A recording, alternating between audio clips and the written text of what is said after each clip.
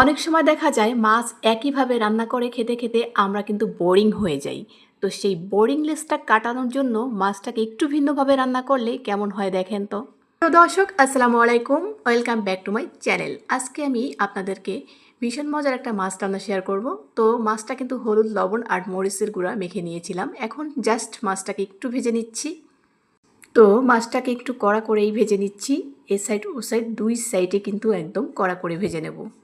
মাছটা কিন্তু ভাজা হয়ে গেছে। এখন জাস্ট ওই তেলের মধ্যে আরেকটু তেল দিয়ে আমি পেঁয়াজ, রসুন, আদা বাটা দিয়ে দিলাম এবং হলুদ মরিচের গুঁড়া দিলাম। দিয়ে দেবার পরিমাণ মতো লবণ, জিরা, ধনিয়ার গুঁড়া দিয়ে দিয়েছি।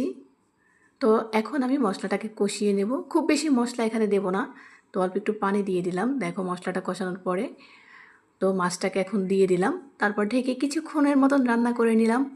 তো তুলে নেওয়ার আগে ভাজা জিরা আর গরম মশলার গুঁড়ো দিয়ে দিলাম আমি। তো এখন হয়ে গেল, মাছটা তুলে নিয়েছি। আশা করি ভিডিওটি তোমাদের সবার কাছে ভালো লেগেছে। ভালো লাগলে লাইক, কমেন্ট, শেয়ার করতে ভুলো না। আল্লাহ হাফেজ, আসসালামু আলাইকুম।